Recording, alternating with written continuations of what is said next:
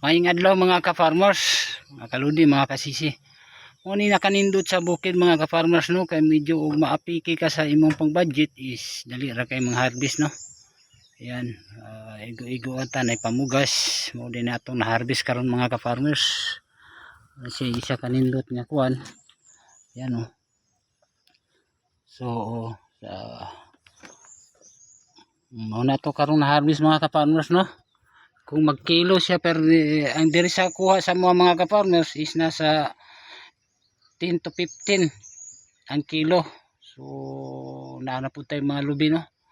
So natay hinog nahinggan tag saging mga ka-farmers to raw. Yan no, nahinggan ang atong saging. So mao ra din inindot sa tuwa sa bukid mga ka-farmers kay yan. Kay natay di gid ta mahutdan mga ka-farmers no. Sama ani nahinog. So pila ka bulig ang atong nahinog. So indot siya kuan kay di ta mahutdan og pangkonsumo. So naa gid ta perminti no. Basta kugyan lang ka.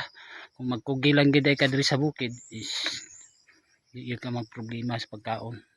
Kani mga ka-farmers kung mahalin ni karon di naman ni mahurot og kaon. So na tay pambugas og panud-an no, pangkonsumo. So sa akong followers giawhag ko kamo kung aduna kami mga luna tamni kanini ninyo kay aron ug madamlag aduna kami ma-harvest.